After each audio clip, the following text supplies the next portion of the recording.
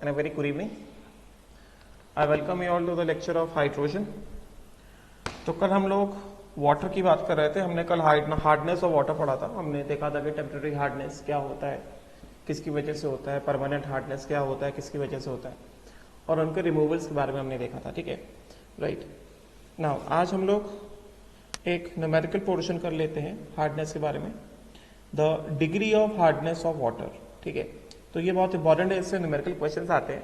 मैं क्वेश्चंस भी कराऊंगा. सो देखो जरा, degree of hardness of water. तो फर्स्ट ऑफ ऑल पहले देख लेते हैं कि डिग्री ऑफ हार्डनेस क्या होता है, उसको मेजर कैसे किया जाता है, उसके बाद हम क्वेश्चंस में आगे बढ़ेंगे. ठीक है. सो डिग्री ऑफ हार्डनेस और अमाउंट ऑफ हार्डनेस, ये जो नाम लिखा है डिग्री ऑफ हार्डनेस और अमाउंट ऑफ हार्डनेस, समझे क्या? राइट. तो ये क्या कह रहे हैं, it says that the amount of hardness causing substances which is because of the calcium and magnesium soluble salts in a certain volume of water measures the extent of hardness or the degree of hardness. Degree of hardness मतलब क्या? The amount of hardness causing substances. लिखा है ना, the amount of hardness causing substances मतलब soluble salts of calcium and magnesium in a certain volume of water measures the extent of hardness or degree of hardness. So degree of hardness of water क्या है? The amount of hardness causing substances. समझे क्या? अच्छा, फिर उसके बाद फिर क्या कह रहे हैं कि degree hardness of water is always calculate. अब ये इंपॉर्टेंट है. Hardness of water is always calculated in terms of calcium carbonate, although this is never responsible for causing hardness because of insoluble character. ये important है. Hardness of water is always calculated in terms of calcium carbonate, although calcium carbonate is never responsible for causing the hardness of water because of the insoluble character of calcium carbonate. समझे क्या? The basic reason for choosing calcium carbonate as a standard for calculating hardness of water is the easy in calculation because the molecular mass is exactly 100. बात समझे क्या? अच्छा, अभी ये मैं अलग से समझाता हूं, ये अभी ना पढ़ो. अब देखो जरा, हार्डनेस ऑफ वाटर जो है दो तरह के होंगे. एक होगा temporary hardness. Temporary hardness is what? Hardness due to calcium bicarbonate plus hardness due to calcium magnesium bicarbonate. ठीक है. फिर होगा permanent hardness. Hardness due to calcium chloride, calcium sulphate plus magnesium chloride plus magnesium sulphate. ठीक है. अच्छा, ये theory वाला part है. इसमें ये वाला पोर्शन को थोड़ा ठीक से पढ़ लो कि डिग्री ऑफ हार्डनेस मतलब क्या? The amount of hardness causing substances present in water. Getting ना? हार्डनेस कॉजिंग सब्सटेंस मतलब soluble salts of calcium and magnesium which are present in water which are making the water hard. उसको बोलते हैं degree of hardness. Degree of hardness is always calculated in terms of calcium carbonate, although calcium carbonate itself will never cause hardness because of the insoluble character, but degree of hardness is always calculated in terms of calcium carbonate. ठीक है. और उसका reason बताया क्योंकि इसका molecular mass क्या होता है? 100 होता है. अभी हम लोग देखते हैं कैसे कैलकुलेट करना है. राइट. अब देखो चलो, डिग्री ऑफ हार्डनेस, दो तरह के hardness. Temporary hardness is hardness due to calcium bicarbonate plus hardness due to magnesium bicarbonate. Similarly permanent hardness, hardness due to calcium chloride plus calcium sulphate plus magnesium chloride plus magnesium sulphate. ठीक है. Now degree of hardness is usually expressed in terms of ppm and thus may be defined as the number of parts by weight of calcium carbonate present in 10 की 106 नहीं 1 million 10 की power 6 parts of water. मतलब 1 ppm is equal to 1 part of calcium carbonate in 10 की power 6 parts of water. समझे क्या? अब देखो जरा कि इसको हमें कैसे कैलकुलेट करना है. कैलकुलेशन ऑफ, मैं यहां से बताता हूं.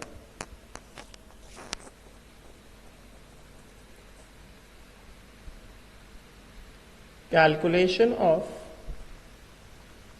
Degree of hardness of water. बात समझे क्या? राइट। तो ये जो है पहली बात जो बताई गई इसमें वो क्या है कि डिग्री ऑफ हार्डनेस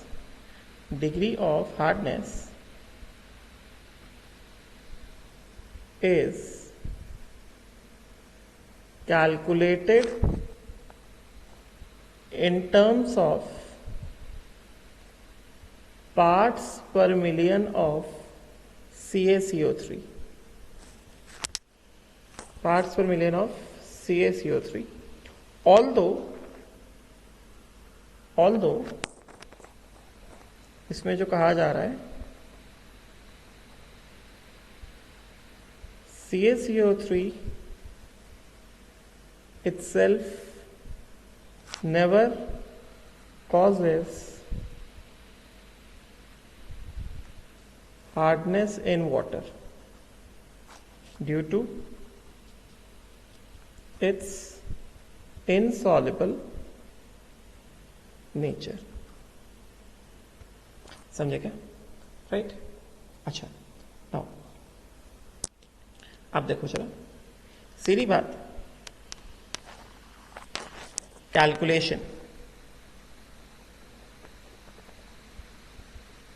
अभी ध्यान से देखना, कैलकुलेशन ऑफ हार्डनेस, ध्यान से देखना मैं क्या बता रहा हूं और क्वेश्चंस में वैसे ही करना है, ठीक है। First let us calculate degree of temporary hardness. Degree of temporary hardness of water, ठीक है। देखो, तो degree of temporary hardness of water हम कैसे निकालेंगे? First of all, temporary hardness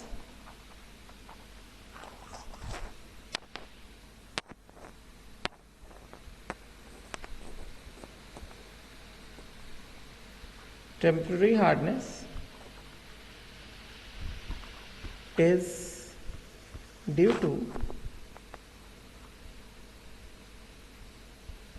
calcium bicarbonate and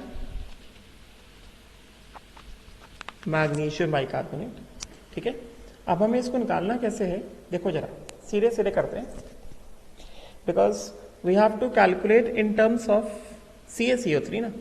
so temporary hardness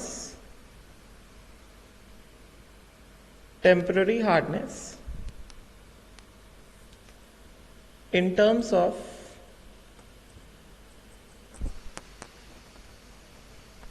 CaCO3 कैसे निकाला जाएगा? ध्यान से देखो क्या करेंगे।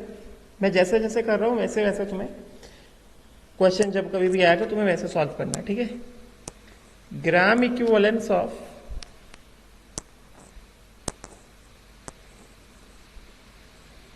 CaCO3 is equal to gram equivalence of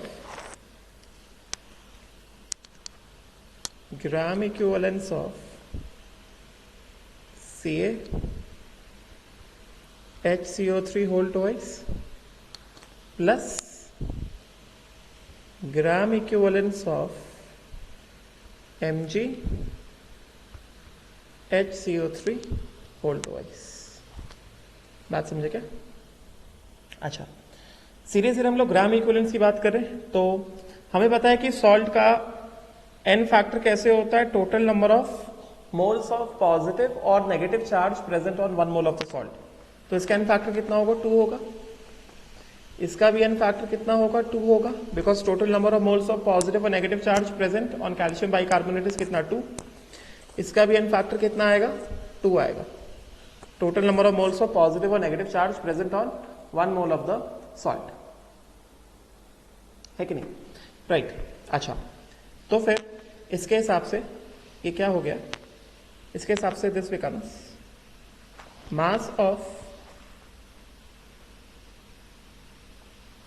CaCO3 upon कितना, equivalent mass of CaCO3 is equal to mass of calcium bicarbonate upon mass of equivalent mass of calcium bicarbonate.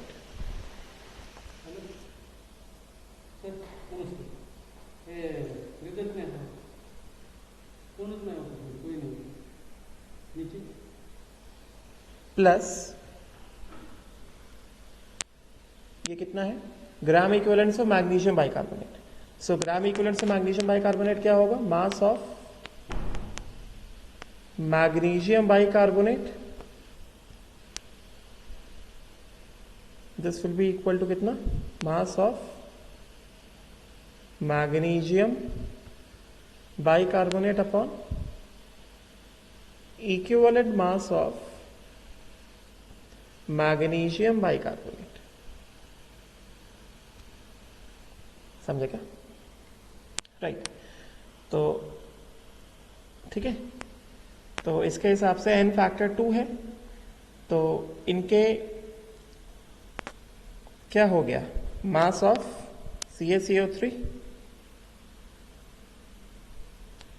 Upon equivalent mass of CaCO3 कितना हो गया, molar mass by 2 हो गया ना, is equal to mass of calcium bicarbonate upon equivalent mass of calcium bicarbonate. Equivalent mass of calcium bicarbonate क्या हो जाएगा, molar mass by 2 हो जाएगा. समझे क्या, मोलर मास बाय 2 प्लस कितना, mass of magnesium bicarbonate upon molar mass by 2. ठीक है, तो अभी अगर हम लोग यहाँ पे मोलर मासेस की बात करें तो mass of CaCO3 upon molar mass by 2, molar mass of CaCO3 कितना होता है, 100 होता है, 100 by 2 is equal to mass of calcium bicarbonate upon molar mass of calcium bicarbonate कितना होता है, 162. समझे क्या, 162 by 2 plus mass of magnesium bicarbonate upon molar mass by 2, ये कितना हो गया, 146 बाय 2. समझे क्या, ठीक है. तो हमें जनरली क्या होता है, हमें जनरली ये जो है गिवन होगा, उसी तरह से ये भी जो है गिवन होगा. ठीक है, तो यहां से हम क्या करेंगे, यहां से we will just find out mass of CaCO3 is equal to कितना, ये 50 हो गया ना, मतलब 50 into, this is still what, this is still gram equivalence of calcium bicarbonate and this is still what, gram equivalence of magnesium bicarbonate. ठीक है, तो सीधे सीधे यहां पे कर सकते हैं ना, gram equivalence of calcium bicarbonate plus कितना, gram equivalence of magnesium bicarbonate. ठीक है, ये मैंने इस तरह डिटेल में क्यों किया, क्योंकि जिससे अगर मासेस दिया हो तो तुम्हें ग्राम इक्विवेलेंस में कन्वर्ट करने का आइडिया लग जाए. अगर सीधे सीधे ग्राम इक्विवेलेंस दिए कैल्शियम बाइकार्बोनेट और मैग्नीशियम बाइकार्बोनेट के, तो सीधे सीधे यूज व्हाट, ग्राम इक्विवेलेंस. समझे क्या, तो एक बार हमारे पास मास ऑफ CaCO3 आ गया, देयरफॉर सीधी बात, पार्ट्स पर मिलियन ऑफ CaCO3 क्या हो जाएगा, mass of CaCO3 in grams upon mass of water in grams into कितना, 10 की पावर 6. ये सपोज करो कितना आया, ये आया x ppm. समझे क्या, तो therefore temporary hardness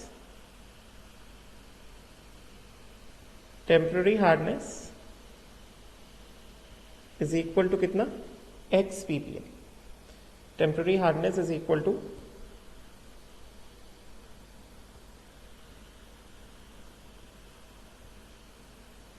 temporary hardness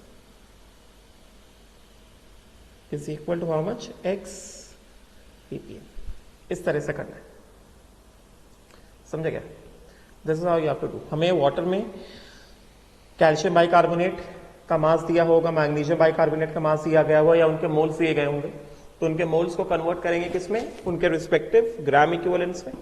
बाकी तुम लोग मोल्स और ग्राम इक्विवेलेंट्स के रिलेशंस को जानते हो, करेक्ट। एंड उसके बाद क्या लगा देंगे कि total gram equivalents of CaCO3 is equal to gram equivalents of calcium bicarbonate plus gram equivalents of magnesium bicarbonate. ये हम लोग निकाल लेगा temporary hardness.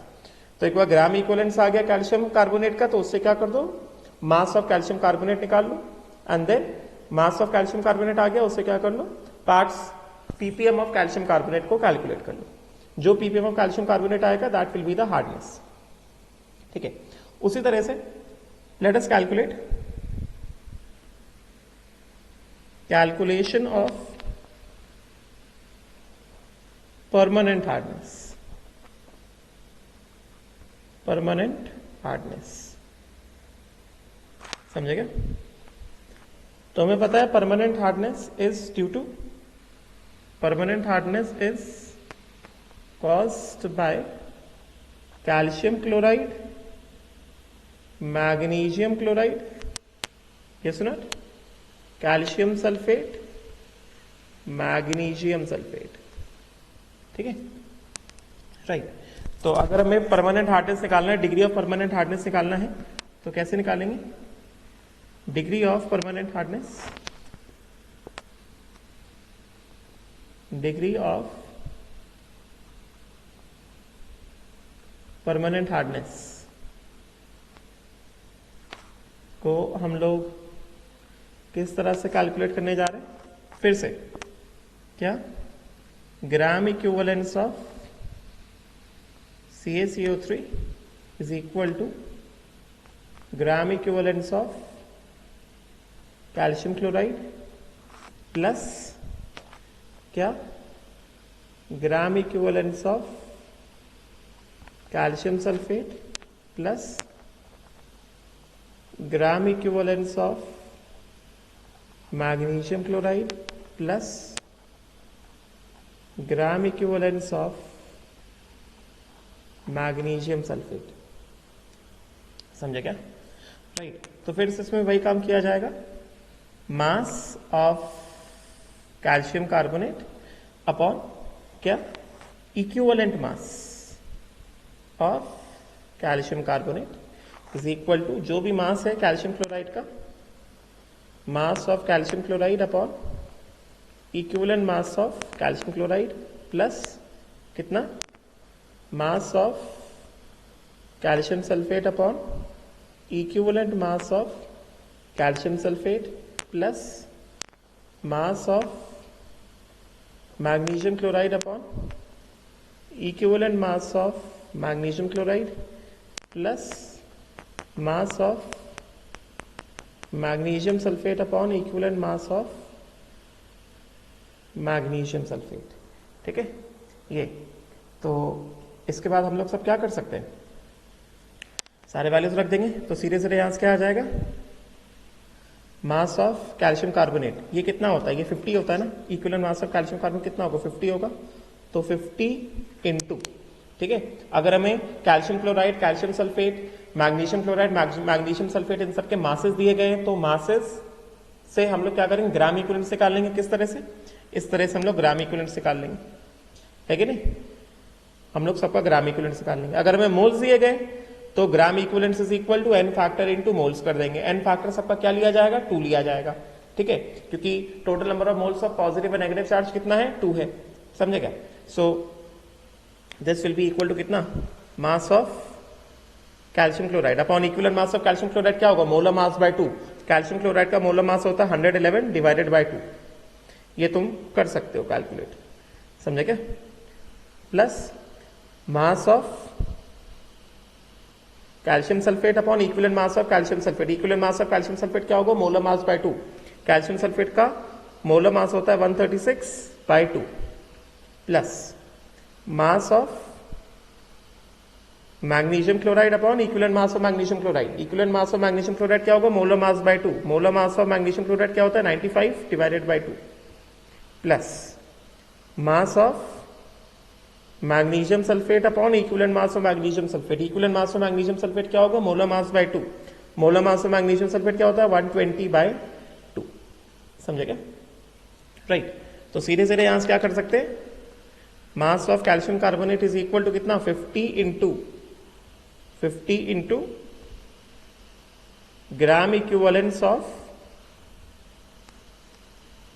Calcium chloride plus calcium sulphate plus magnesium chloride plus magnesium sulphate. समझे क्या? तो इससे मास आ गया, therefore ppm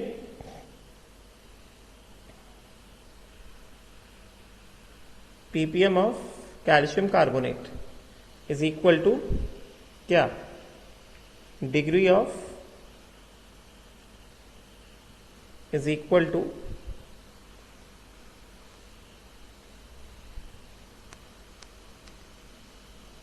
degree of permanent hardness. Yes, which is equal to कितना? Mass of calcium carbonate upon in grams upon mass of water in grams into 10 की power 6 and let us suppose this comes out to be कितना? y ppm। समझे क्या? Right. तो इस तरह से हमें निकालना है।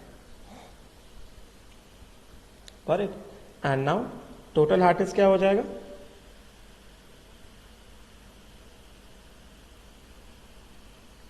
Total hardness will be equal to temporary hardness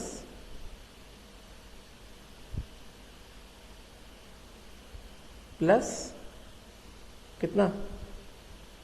permanent hardness।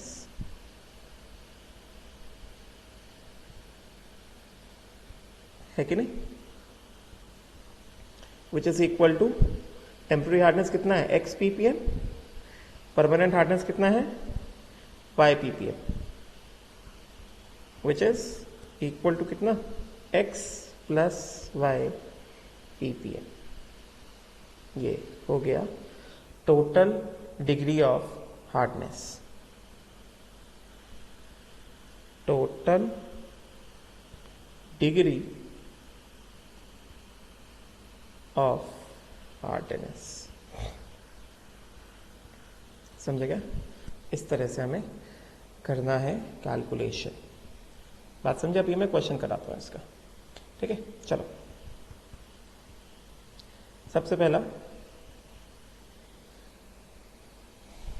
क्या कह रहे हैं? Determine the degree of hardness of a sample of water containing 30 ppm of MgSO4। ठीक है, तो ये वाला question. Sample of water consist of 30 ppm of MgSO4। ठीक है, तो सैंपल ऑफ वाटर हैज क्या चीज? 30 ppm of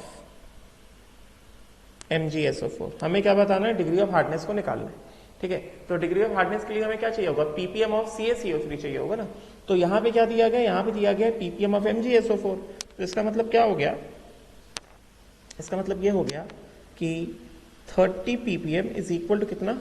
mass of MgSO4 upon mass of water into कितना? 10 की पावर 6। समझे क्या? तो यहां से सीधा सीधा क्या कर लो? यहां से सीधा सीधा निकाल लो क्या? Mass of MgSO4 in grams is equal to कितना? 30 into mass of water in grams upon कितना? 10 की पावर 6। तो मास ऑफ MgSO4 आया। हमें ये चीज कन्वर्ट करनी है किसमें? ppm ऑफ CaCO3 में कन्वर्ट करना है ना। ठीक है, तो अभी सीरियसली क्या करने वाले, therefore gram equivalence of CaCO3 is equal to gram equivalence of MgSO4, which is equal to mass of MgSO4 upon equivalent mass of MgSO4. यही होगा, right? This is equal to कितना, which is equal to mass of CaCO3 upon equivalent mass of CaCO3. तो फिर mass of CaCO3 upon equivalent mass of CaCO3 कितना, 50 हो गया ना, is equal to mass of MgSO4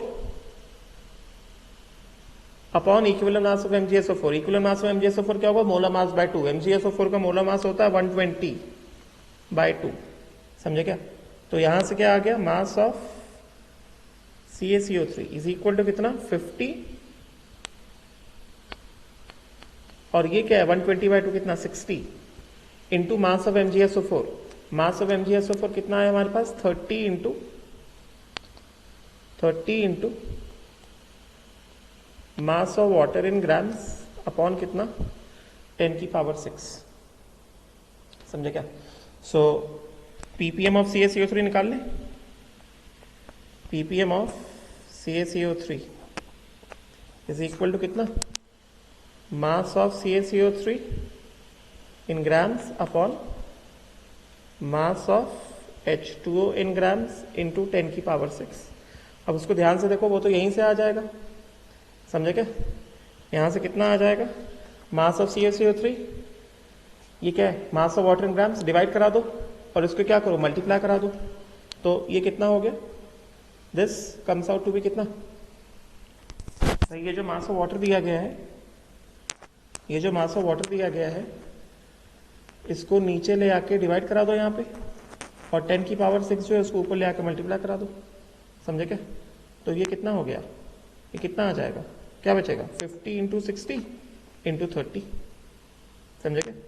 कितना हो जाएगा, 50 divided by 60 into 30. 31 times 30 2 times. So कितना हो गया ये हो गया 25 ppm. So degree of hardness of water कितना है, 25 ppm. Degree of hardness is equal to कितना, 25 ppm. ठीक है, राइट? तो ये आ गया कितना, 25 ppm. एक और क्वेश्चन देखते हैं.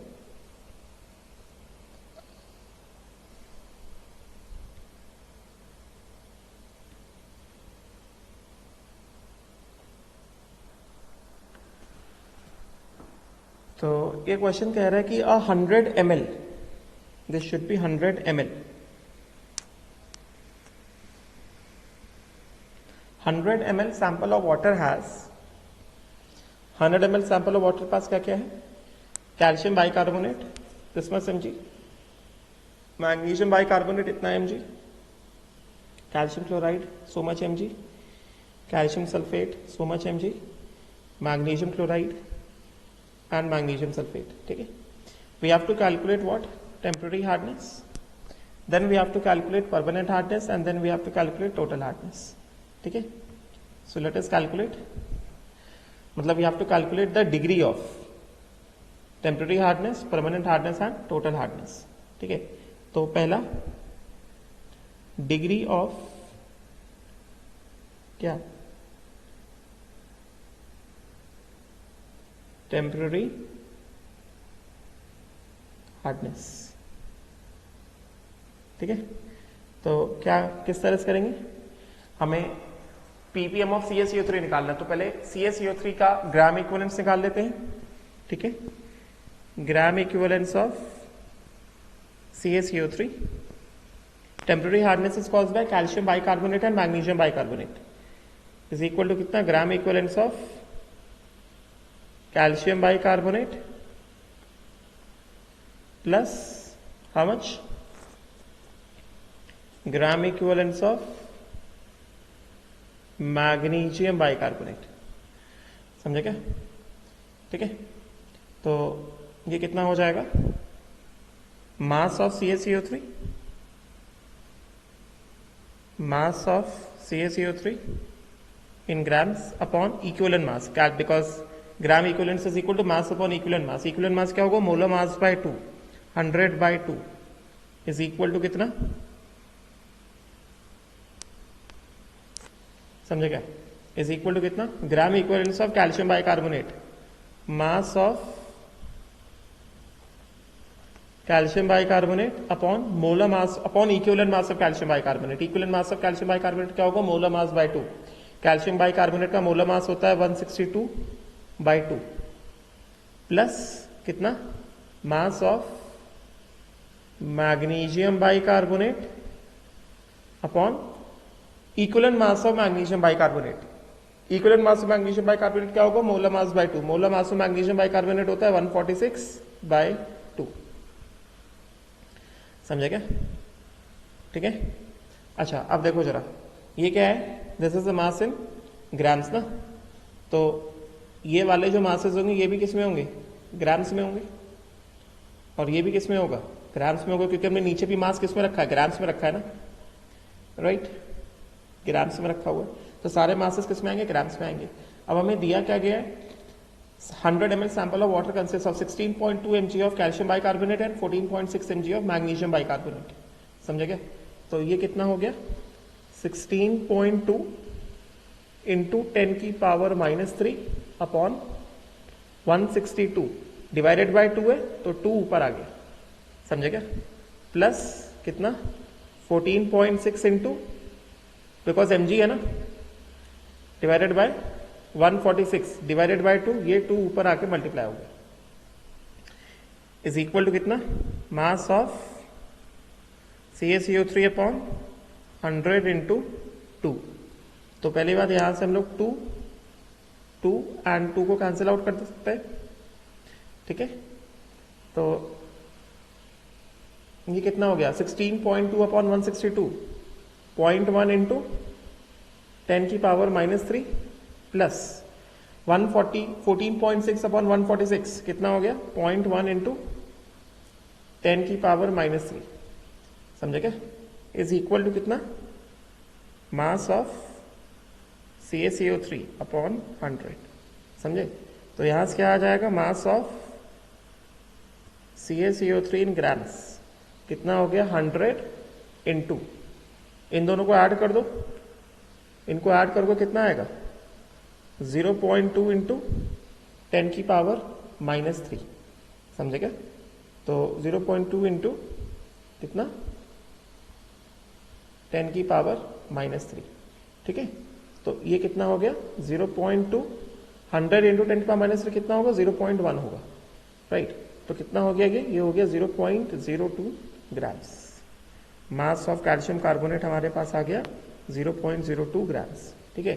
तो ppm, degree of temporary hardness कितना हो जाएगा, ppm ऑफ CaCO3 मतलब कितना, मतलब मास of CaCO3 upon mass of water into 10 की पावर 6, समझे क्या. कितना mass of CaCO3, 0.02 grams upon mass of water. Sample of water कितना दिया गया है, सैंपल ऑफ वाटर दिया गया है 100 ml सैंपल ऑफ वाटर.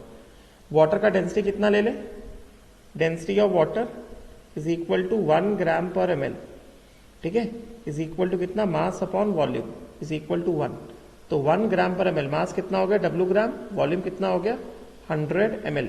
तो मास कितना आ गया, 100 ग्राम्स आ गया ना वाटर का, तो मास ऑफ वाटर कितना आ गया, 100 ग्राम्स आ गया, ठीक है, राइट. तो यहां से कितना पड़ जाएगा, 100 इंटू 10 की पावर 6, समझे क्या. तो 10 की पावर 6 बाय 100 कितना हो गया, 0.02 इंटू 10 की पावर 4. 10 की पावर 4 मतलब सीधे सीधे करो ना, यहां से देखो ये वाला पॉइंट हटाया और नीचे क्या कर दिया, इंटू 100 कर दिया. तो एक तरह से ये कितना आ गया, 2 इंटू 10 की power 2 which is equal to 200 ppm. So degree of temporary hardness degree of temporary hardness is equal to कितना 200 ppm। बात समझेगा। उसी तरह से सेकेंड वाला part, permanent hardness, degree of permanent hardness निकालते हैं। डिग्री ऑफ परमानेंट हार्डनेस, इसको कैलकुलेट करते हैं। क्या हो जाएगा, सीधे सीधे starting, gram equivalence of CaCO3 is equal to कितना, gram equivalence of CaCl2 plus CaSO4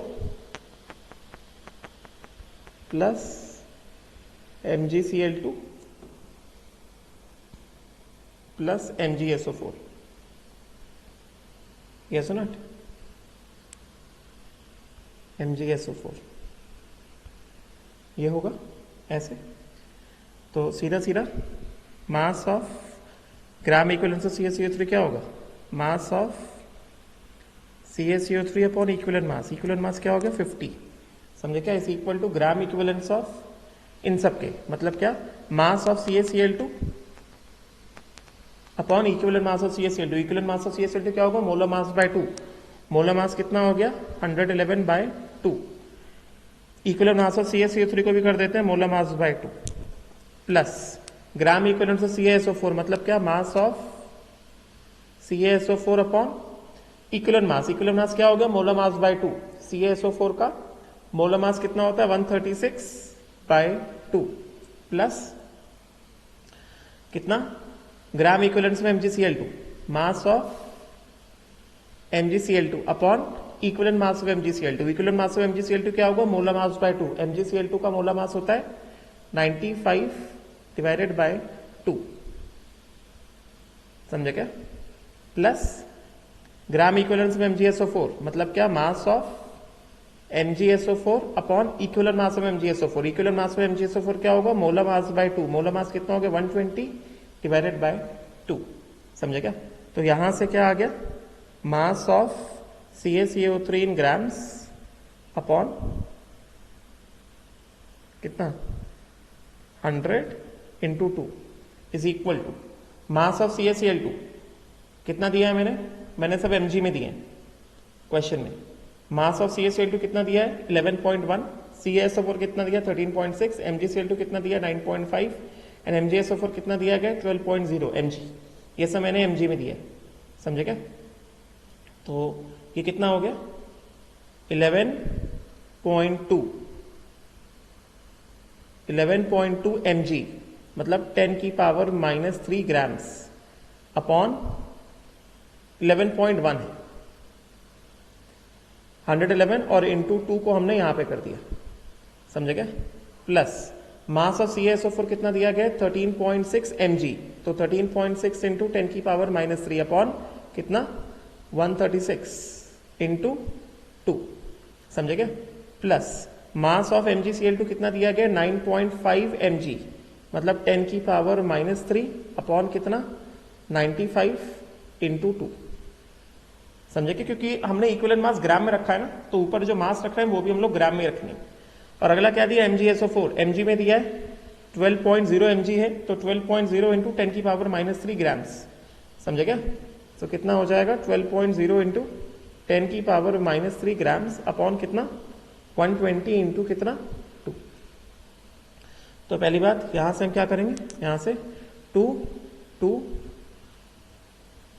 ये सब 2 क्या हो जाएंगे, सबके सब 2 विल बी कैंसिल्ड आउट, ठीक है, all 2s are cancelled out.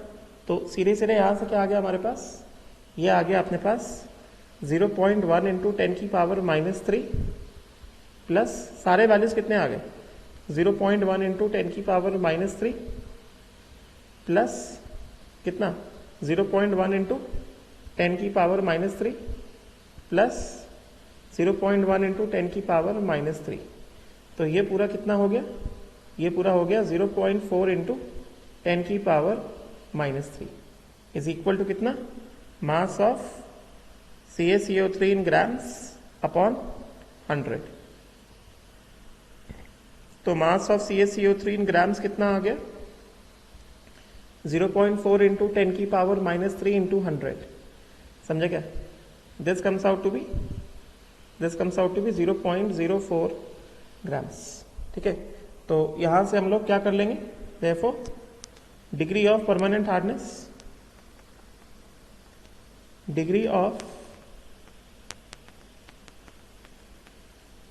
Hardness in terms of ppm of CaCO3 is equal to कितना? ppm of CaCO3 which is equal to mass of CaCO3 in grams upon mass of water in grams into कितना? 10 की power 6. कितना mass of CaCO3 आ गया? Mass of CaCO3 आ गया 0.04. ठीक है, ये आ गया 0.04 अपॉन मास ऑफ वाटर कितना हो गया? 100 इंटू कितना? 10 की पावर 6. ठीक है, इसको हम सॉल्व करेंगे. ये कितना आ जाएगा? ये आ जाएगा 400 ppm. समझे क्या? सो परमानेंट हार्डनेस कितना आ गया? 400 ppm आ गया. Total hardness, degree of total hardness is equal to degree of temporary hardness plus कितना? Degree of permanent hardness. समझेगा? राइट. तो ये कितना हो गया? ये हो गया 200 प्लस 400, ये हो गया 600 ppm. समझेगा? So this comes out to be total hardness. Degree of total hardness comes out to be कितना? 600 ppm. ठीक है, आई होप सो क्लियर हुआ होगा मैंने किस तरह से सॉल्व किया है. ठीक है, नाउ लेट अस सी वन मोर क्वेश्चन. ये वाला क्वेश्चन क्या कर रहा है कि 1 litre sample of hard water contains 4.44 mg of CaCl2 and 1.90 mg of MgCl2. What is the total hardness? Calculate what is the first temporary hardness,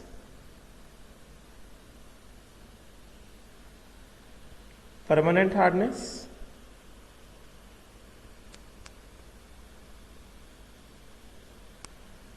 and total hardness. ये करना है. समझे क्या? तो इसमें क्या क्या है? इसमें है CaCl2 है जो परमानेंट हार्डनेस कॉज करेगा, MgCl2 है जो परमानेंट हार्डनेस कॉज करेगा. तो पहला पूछ रहे क्या? Temporary hardness. तो टेम्पररी हार्डनेस क्या होगा? 0 होगा. बाइकार्बोनेट है नहीं, कैल्शियम बाइकार्बोनेट, मैग्नीशियम बाइकार्बोनेट है नहीं, करेंगे ना? तो इसके हिसाब से यहां से टेम्पररी हार्डनेस कितना आ गया? 0 आ गया. ठीक है, अगला वाला permanent hardness, degree of permanent hardness. समझेगा? इसको निकालते हैं. तो डिग्री ऑफ परमानेंट हार्डनेस को हम लोग कैसे निकालेंगे? सीधा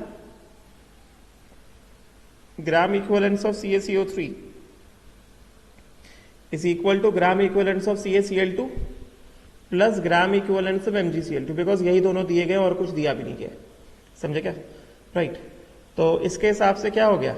मास upon equivalent mass of CaCl2 plus mass upon equivalent mass of MgCl2. ठीक है, CaCl2 का मास हमें कितना दिया गया? 4.44 mg दिया गया है. कितना हो गया? 4.44 mg, मतलब इंटू 10 की पावर -3 अपॉन इक्विवेलेंट मास. ये ग्राम्स में हो गया. इक्विवेलेंट मास कितना होता है? Molar mass by 2.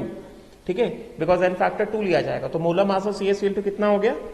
111/2 plus gram equivalence of MgCl2 is equal to कितना? Mass upon equivalent mass. तो मास ऑफ MgCl2 कितना दिया गया? 1.90 mg दिया गया, मतलब 1.9 इंटू 10 की power -3 grams upon equivalent mass. Equivalent mass क्या हो गया? Molar mass by 2.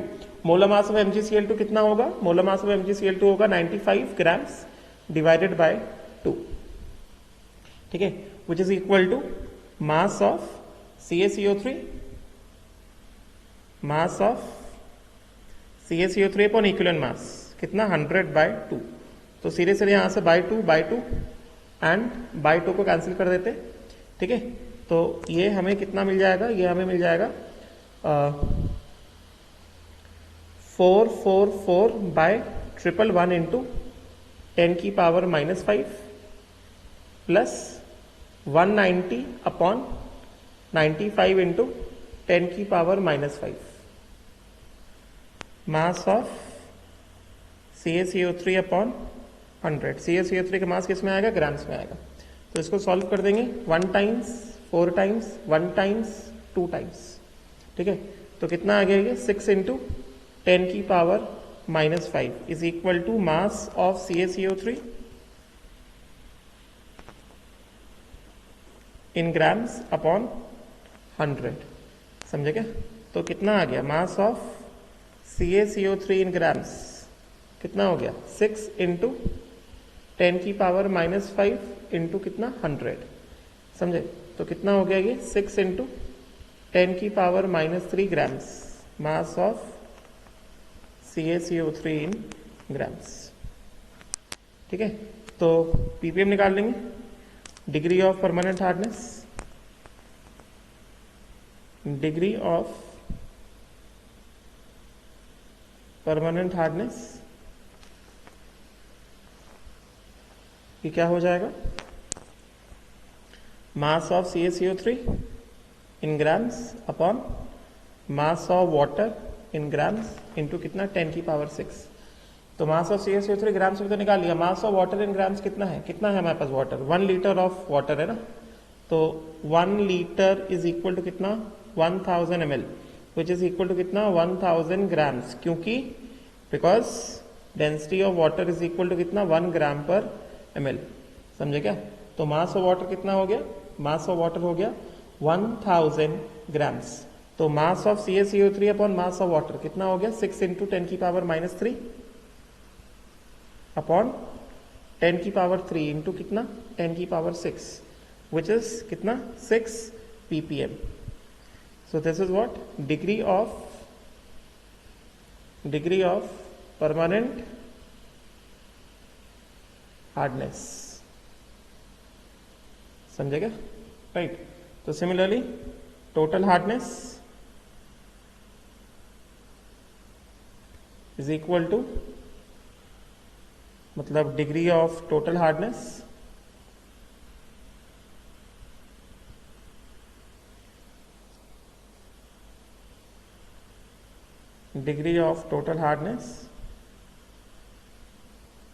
is equal to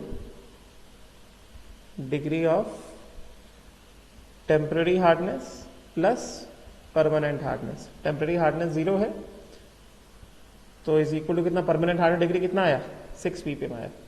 so total hardness कितना हो गया, डिग्री ऑफ टोटल हार्डनेस कितना हो गया, डिग्री ऑफ टोटल हार्डनेस हो गया 6 ppm, ठीक है। समझ में आ गया होगा, राइट।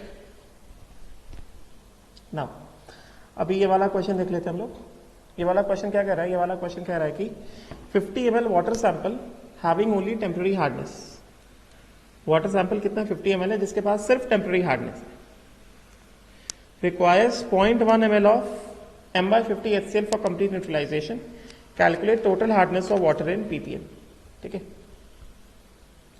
तो only temporary hardness is present, तो क्योंकि only temporary hardness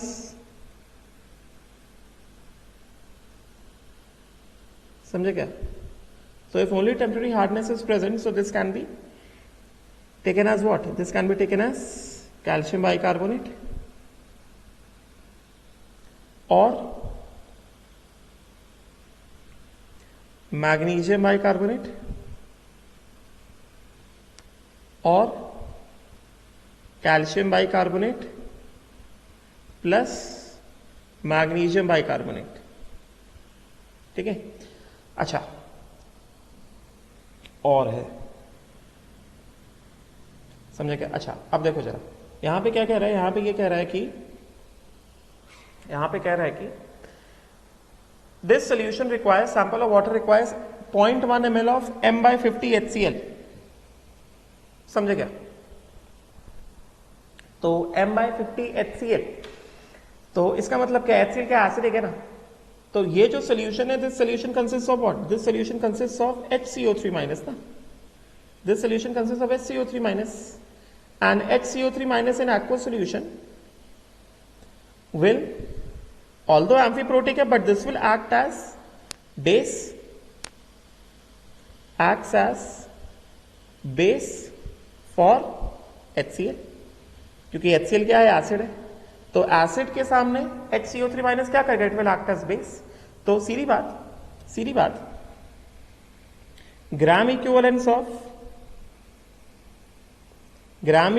of HCO3 minus, क्योंकि एसिड बेस न्यूट्रलाइजेशन हो रहा है ना, क्योंकि यहां पे कंप्लीट न्यूट्रलाइजेशन हुआ है। फॉर कंप्लीट न्यूट्रलाइजेशन क्या होगा,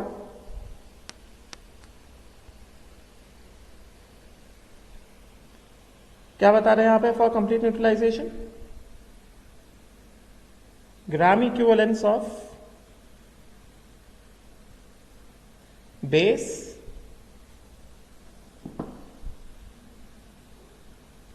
इज इक्वल टू कितना, ग्राम इक्विवेलेंस ऑफ एसिड, समझे क्या। तो यहां पे बेस क्या है, HCO3 माइनस ना, तो gram equivalence of HCO3 minus is equal to gram equivalence of acid, समझे क्या, मतलब normality of acid into volume of acid, right. तो नॉर्मेलिटी ऑफ एसिड कितना हो गया, नॉर्मेलिटी ऑफ एसिड हो गया HCl है ना, तो n factor into molarity of acid into volume of acid, समझे क्या, n factor of HCl 1, molarity of acid कितना 1/50, वॉल्यूम ऑफ एसिड कितना 0.1 ml, तो ml दिया गया, तो यहां पे क्या कर देंगे, इंटू 10 की पावर -3 कर देंगे, समझे क्या, राइट। तो ये कितना हो गया 1/50 इंटू 10 की पावर -4, और 1/50 क्या होता है 0.02 हो जाएगा ना, तो 0.02 इंटू 10 की power -4 which is equal to कितना 2 इंटू 10 की पावर -6, ये क्या है, gram equivalence of HCO3 minus, this is gram equivalence of HCO3 minus, ठीक है। तो मैंने बताया कि HCO3 minus will be present as either calcium bicarbonate, magnesium bicarbonate, या दोनों का मिक्सचर, समझे क्या, राइट। तो जैसा भी होगा, therefore we all know that gram equivalence of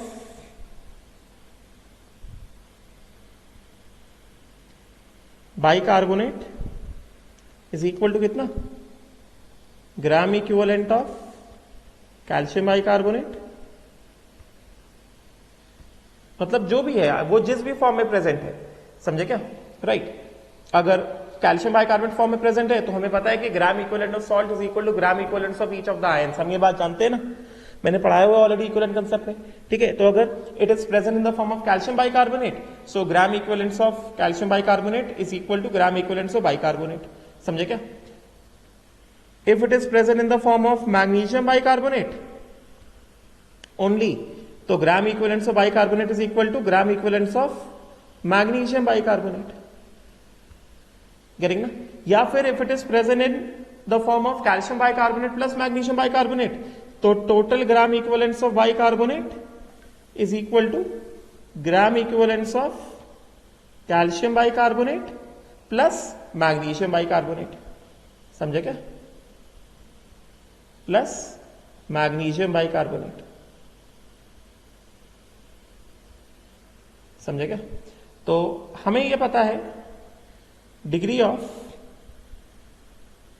temporary hardness हमें निकालना है ना, समझे क्या, degree of temporary hardness, we have to find out the degree of temporary hardness.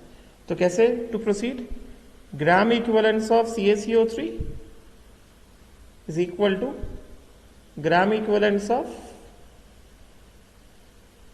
Calcium bicarbonate plus gram equivalence of magnesium bicarbonate,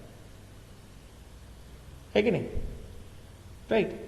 and this is equal to कितना, total gram equivalent of bicarbonate which is present, समझे क्या। ये कितना है 2 into 10 की power -6। तो gram equivalent of calcium carbonate कितना, mass of calcium carbonate upon equivalent mass of calcium carbonate. Equivalent mass of calcium carbonate कितना होगा, 50 होगा। तो यहां से मास ऑफ कैल्शियम कार्बोनेट कितना आ गया, 2 इंटू 50 इंटू 10 की पावर -6, मतलब कितना 100 इंटू 10 की पावर -6, या फिर सीधे सीधे क्या कर दो 1 इंटू 10 की power -4 grams mass of calcium carbonate, ये निकाल लिया हमने। तो सीधा सीधा ppm of CaCO3 which is equal to degree of temporary hardness is equal to mass of calcium carbonate upon mass of water into कितना 10 की power 6। Mass of calcium carbonate कितना निकाला हमने, 1 इंटू 10 की power -4 upon mass of water कितना है, water कितना दिया गया 50 ml दिया गया ना। Water is given as how much 50 ml। तो 50 ml का मास कितना हो गया, 50 ग्राम हो गया ना, समझे क्या। तो 50 ml का मास हो गया 50 ग्राम। तो फिर ये हो गया कितना 50 ग्राम, ये भी ग्राम्स में नीचे भी ग्राम्स में, इंटू कितना 10 की पावर 6। तो ये कितना आ गया 10 पावर -4 इंटू 10 पावर 6 कितना हो गया 100/50 which is equal to 2 ppm। ठीक है, राइट। तो therefore degree of total hardness is equal to degree of temporary hardness plus permanent hardness। क्योंकि क्वेश्चन में दिया गया water consist of only permanent hardness, तो टेम्पररी हार्डनेस, तो परमानेंट हार्डनेस क्या हो गया 0 हो गया। So we have only degree of temporary hardness which is equal to कितना 2 ppm। समझे क्या, करेक्ट। तो ये चीज है। तो आई होप सो क्लियर हो गया होगा। Now next let us move on to the last portion, most probably the second last portion, क्योंकि अभी हाइड्रोजन एज अ फ्यूल भी बचा हुआ है। तो पहले हैवी वाटर पढ़ा देता हूं, इसको बस पढ़ लो एक बार जल्दी से, बस रीडिंग कर लो एक बार हैवी वाटर की। Methods of preparation heavy water D2O। तो by fractional distillation of water, मतलब हमें पता है कि हैवी वाटर का जो बॉइलिंग पॉइंट होता है मोर देन 100 डिग्री सेल्सियस होता है ना, and boiling point of ordinary water क्या होता है 100 डिग्री सेल्सियस होता है। ठीक है, तो लिखा हुआ है ना boiling point of ordinary water is 100 degree Celsius and boiling point of heavy water is 101.42 degree Celsius. तो फ्रैक्शनल डिस्टिलेशन हम लोग कब करते हैं, when 2 or more liquids are present and they have got different boiling points, तो तभी हम लोग उनका फ्रैक्शनल डिस्टिलेशन करते हैं। तो क्या होगा, लोअर बॉइलिंग पॉइंट वाला लिक्विड क्या होगा बॉइल ऑफ हो जाएगा, और हायर बॉइलिंग पॉइंट वाले लिक्विड के वेपर्स लिक्विड फॉर्म में क्या हो जाएगा, बच जाएगा। समझे क्या, राइट। सो पहला by fractional distillation of water, ordinary water. ठीक है, therefore fractional distillation of water is performed at 40 feet high fraction columns. ये इंफॉर्मेशन रिक्वायर्ड नहीं है। This process repeated several times. Lighter part of water is removed on distillation and remaining part is basically what heavy water। ये हमने already पढ़ा हुआ है, समझे क्या। Fractional distillation is done when we have two liquids, two or more liquids, especially two liquids having different boiling points। ठीक है, तो जब हीट करते हैं तो लोअर बॉइलिंग पॉइंट वाला फ्रैक्शन जो होता है वो पहले बॉइल ऑफ हो जाता है, वेपर में बन जाता है, और जो बचा होता है वो क्या होता है, वो liquid part of higher boiling point fraction होता है। समझे क्या, तो ये सिंपल। ठीक है, राइट। फिर उसके बाद नेक्स्ट जो है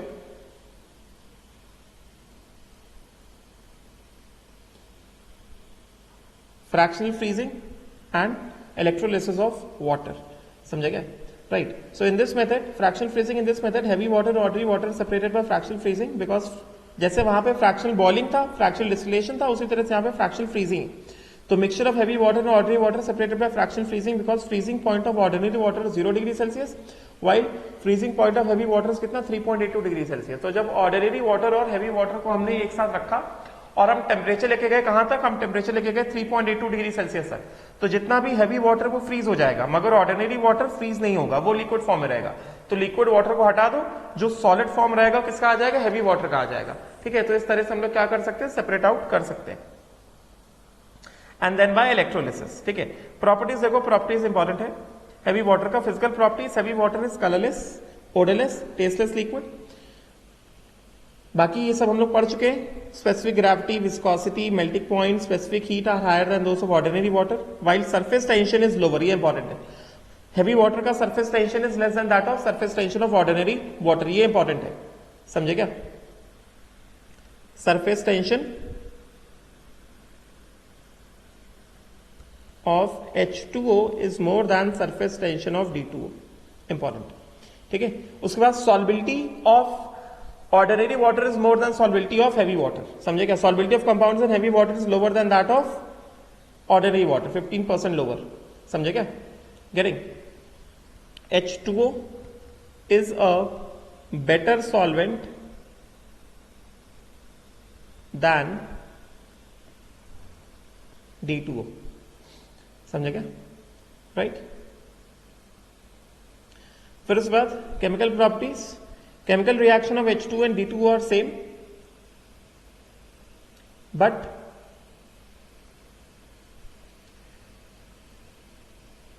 therefore chemical reaction D2 are relatively slower as compared to those of H2O। ठीक है, तो यहां पे क्या बता रहे कि OH bond of H2O is more polar than OH bond of D2O। नहीं, ये चीज गलत है। D2O का OD bond it is less polar, ये गलत है। लेस पोलर, समझेगा? मोर पोलर नहीं, लेस पोलर। राइट। बाकी फिर केमिकल रिएक्शंस देख लो जरा, केमिकल रिएक्शंस देख लो जरा विद अल्कली मेटल्स। मतलब वही है जैसे H2O plus sodium NaOH plus hydrogen आ रहा था, वैसे ही है। इलेक्ट्रोलिसिस का भी वैसे ही है। ठीक है। एसिड एनहाइड्राइड, हमें पता है एसिड एनहाइड्राइड को हम लोग वाटर में डालते हैं तो उनका रिस्पेक्टिव एसिड आता है, तो वैसे ही है एकदम, बस H जगह D लगा दो। फिर मेटल ऑक्साइड्स, हमने पढ़ा है मेटल ऑक्साइड प्लस वाटर क्या देता है? बेस देता है। तो Na2O प्लस D2O क्या देगा? NaOD दे देगा। विद कार्बाइड्स वही सेम रिएक्शन है जैसे हमने देखा था कैल्शियम कार्बाइड प्लस H2O क्या दे रहा था? Calcium hydroxide plus C2H2। तो यहाँ पे H हटा के D लग गया है, तो CaOD whole twice plus C2D2। समझे क्या? फिर नाइट्राइड्स, हमें पता है nitrides react with water to liberate what? Ammonia gas and form metal hydroxide. तो यहाँ पे H2O नहीं, यहाँ पे D2O है, तो H हटा के D लगा दो। ठीक है, तो सारे केमिकल प्रॉपर्टीज वही है जो मैंने ऑलरेडी पढ़ा चुका हूं। फिर uses of heavy water important है। Heavy water is used as a moderator in nuclear reactors. ठीक है। फिर electrolysis of heavy water is done, ये बहुत इंपॉर्टेंट यूज है, ये पूछा जाता है as a moderator in nuclear reactors. Electrolysis of heavy water is done for production of deuterium and in the form of a tracer in the studies of mechanism of biochemical reactions in living beings. Uses पढ़ने जरूरी है। ठीक है।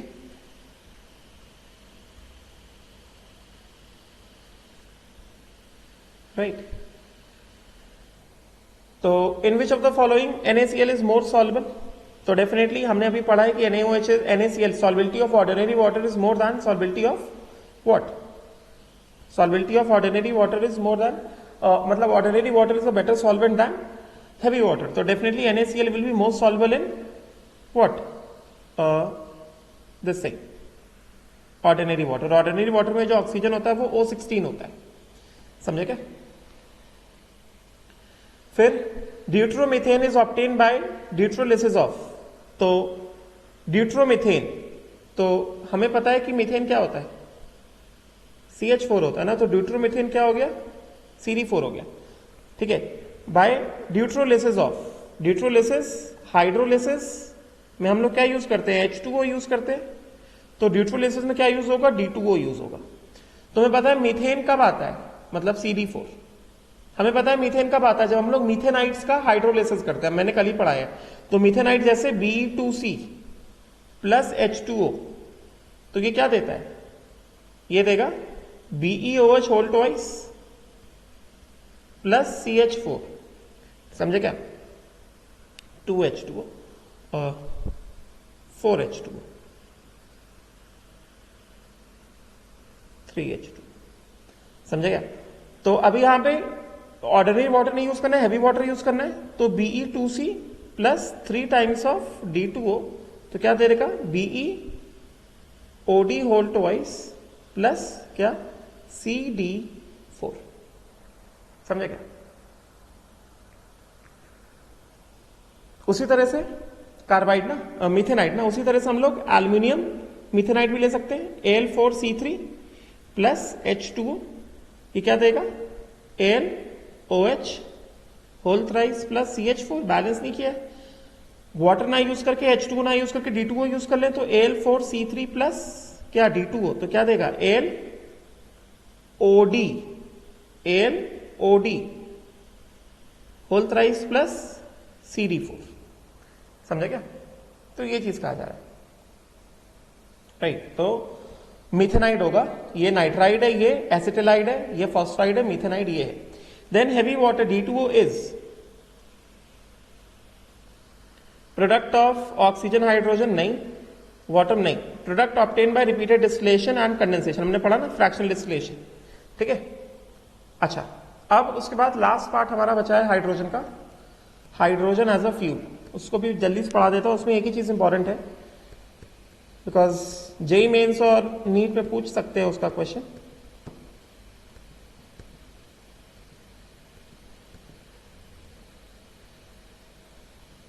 Now we are left with the last part.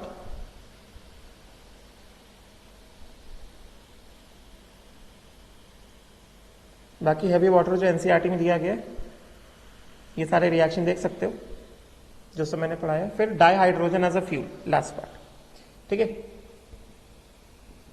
तो सीधा क्या कह रहे हैं कि dihydrogen releases large quantities of heat on combustion. Obvious सी बात है ना, मैंने ऑलरेडी पढ़ाया हुआ है, कंबशन रिएक्शन जो होता है हमेशा क्या होता है? एक्सोथर्मिक होता है। कह मतलब जब किसी भी सब्सटेंस को बर्न करो in the presence of oxygen, तो उसमें क्या आता है? हीट आता है plus heat. So this heat can be used as fuel. समझा क्या? तो डाइहाइड्रोजन को बर्न करोगे तो हीट आएगा, इस वजह से dihydrogen can be used as a fuel, ठीक है। सो अब ये इंपॉर्टेंट है, इसमें मैं जितना बता रहा हूं उतना ध्यान से देखना। सो data on energy released by combustion of fuels like dihydrogen, methane, LPG, etc. are compared in terms of the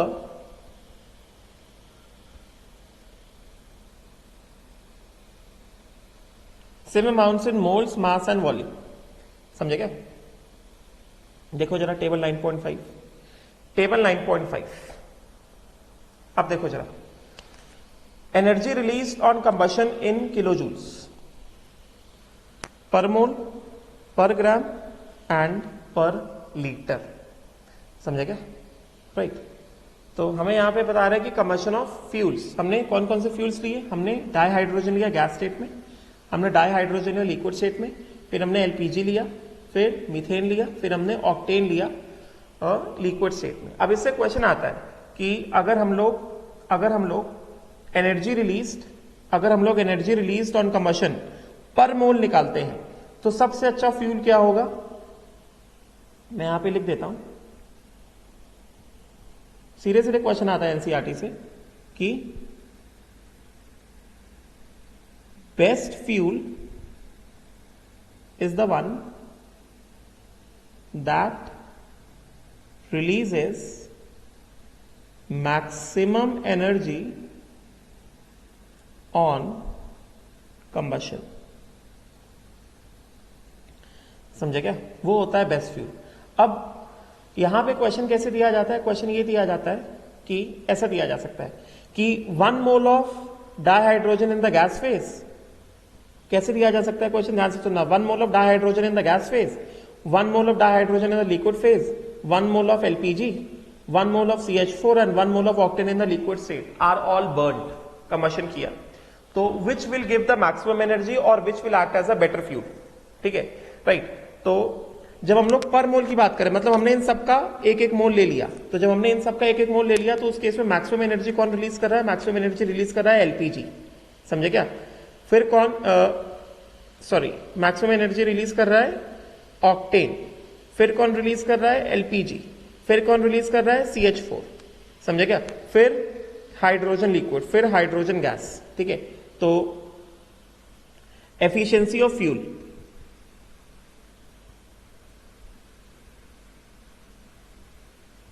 efficiency of fuel in terms of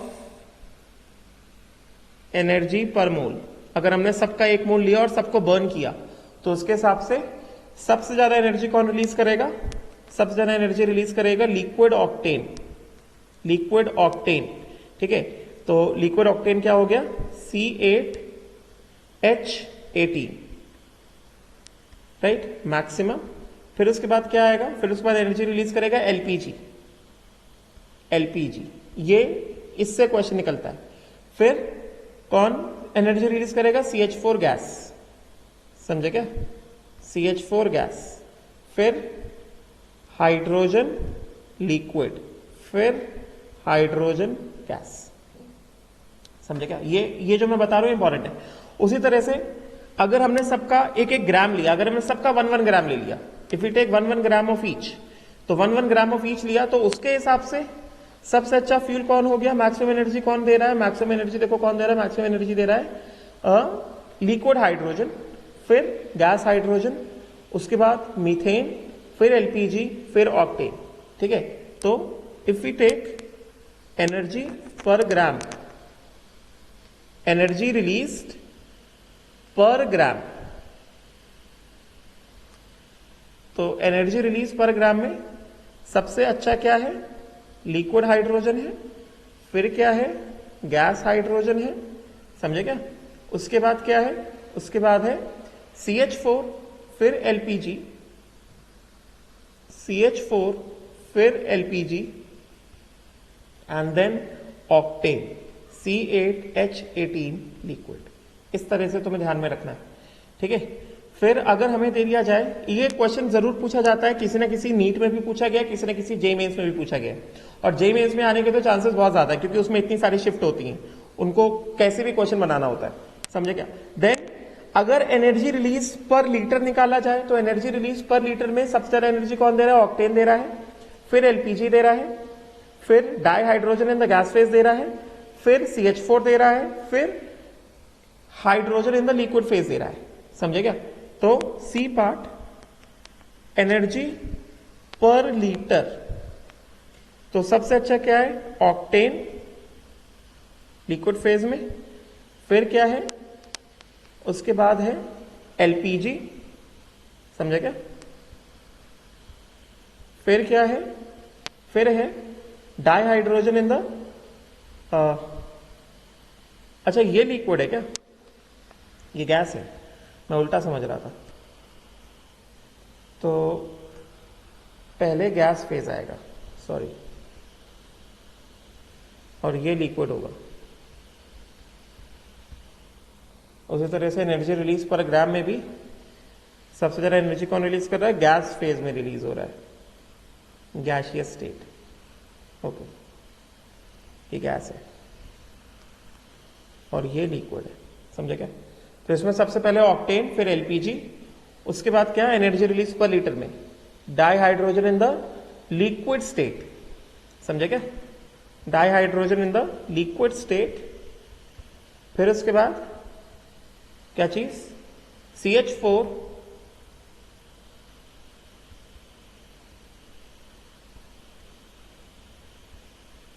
gas, and then dihydrogen in the gas phase, समझे क्या, right. तो ये table बहुत important है, how to compare the efficiency of fuels, अगर उनका energy पर मोल देखा जाए, या पर ग्राम देखा जाए, या फिर पर लीटर देखा जाए, ठीक है। अब उसके बाद अब जो है यहां से कुछ चीजें एकदम थ्योरी है, मगर देखो जेईई मेंस या नीट में पूछ सकते हैं, ठीक है। अब ये तुम खुद से भी रीड कर सकते हो, बट मैं बहुत कम टाइम लूंगा, इसको रीड कर देता हूं एक बार।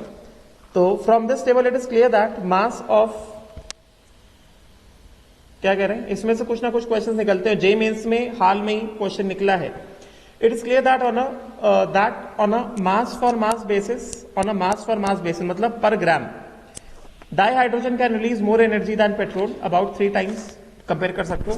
More over pollutants in combustion of dihydrogen will be less than petrol, obviously जब पोल्यूटेंट्स कम होंगे तो एनर्जी ज्यादा रिलीज होगा। The only pollutants will be oxide of dinitrogen due to presence of dinitrogen as impurity in the dihydrogen. कब, जब मास to mass basis हो रहा है, मतलब पर ग्राम में, तो ओनली पोल्यूटेंट क्या होगा, डाइनाइट्रोजन होगा। This of course can be minimize by, अब ये इंपॉर्टेंट है कि हाइड्रोजन में जो नाइट्रोजन इंप्योरिटी होता है उसको कैसे मिनिमाइज किया जा सकता है, इससे क्वेश्चन निकलता है। दिस जे में से पूछ लेते हैं, this can be minimize by injecting small amount of water into the cylinder to lower the temperature so that reaction between nitrogen and dioxygen may not take place. समझे क्या? However, mass of containers in which dihydrogen will be kept, तो ये important है कि किस तरह से minimise किया जाए. थोड़ा सा वाटर इंजेक्ट कर दो. However, mass of containers in which dihydrogen will be kept must be taken into consideration. A cylinder of compressed dihydrogen weighs 30 times as much as tank of petrol containing same amount of energy. Important. A cylinder of compressed dihydrogen weighs 30 times as much as tank of petrol containing the same amount of energy. समझे क्या? तो dihydrogen same amount of energy petrol से चाहिए, same amount of energy hydrogen से चाहिए, तो hydrogen का tank कैसा होगा? ज्यादा हैवी होगा. Also dihydrogen gas is converted into liquid by cooling up to 20 kelvin. This would require expensive insulated tanks. ये इंपॉर्टेंट है. Tanks of alloys like this and this are used for the storage of dihydrogen in small quantities. तो ये important है कि अगर देखा जाए petrol और hydrogen same amount of energy दे रहे हैं, तो सेम अमाउंट ऑफ एनर्जी दे रहे हैं क्योंकि हाइड्रोजन को स्टोर करने के लिए मास ज्यादा लगेगा कि पेट्रोल को, तो आंसर क्या होगा? Hydrogen will have the greater mass. समझे क्या? फिर उसके बाद hydrogen as economy in the view of, ये सब लास्ट वाला पेज इंपॉर्टेंट है, जेईई मेंस में क्वेश्चन निकाल देते हैं. इनफैक्ट ये वाला जो पैराग्राफ मैंने रीड कराया इसको थोड़ा ढंग से रीड कर लेना, यहां से क्वेश्चन आ सकते हैं. ठीक है, फिर उसके बाद जल्दी से लास्ट वाला पैराग्राफ पढ़ लेते हैं, then this topic is over. Hydrogen economy is an alternative. The basic principle of hydrogen economy is the transportation and storage of energy in the liquid और in the gaseous form of hydrogen. ठीक है, क्योंकि energy को सबसे अच्छा transfer करने का तरीका यही हो सकता है. Advantage of hydrogen economy is that energy is transmitted in the form of dihydrogen, not as electric power. ठीक है, तो it is for the first time in the history of India that a pilot project using dihydrogen as a fuel was launched in October 2005. Running automobiles, initially 5% dihydrogen has been mixed with CNG for use. ये important है कि जो first project जिसमें hydrogen as a fuel है उसमें 5% dihydrogen with CNG mix किया गया. ये पूछा जा सकता है. समझेगा? जेईई में इसमें खासकर the percentage of dihydrogen can be gradually increased up to optimum level. Not important. Nowadays, it is also used in fuel cells for generation of electric power. It is expected that economically viable and safe sources of hydrogen will be identified. ठीक, तो जितना मैंने पढ़ाया उसको अच्छे से पढ़ लेना. This chapter is over. Hydrogen is done. We'll stop here. Thank you.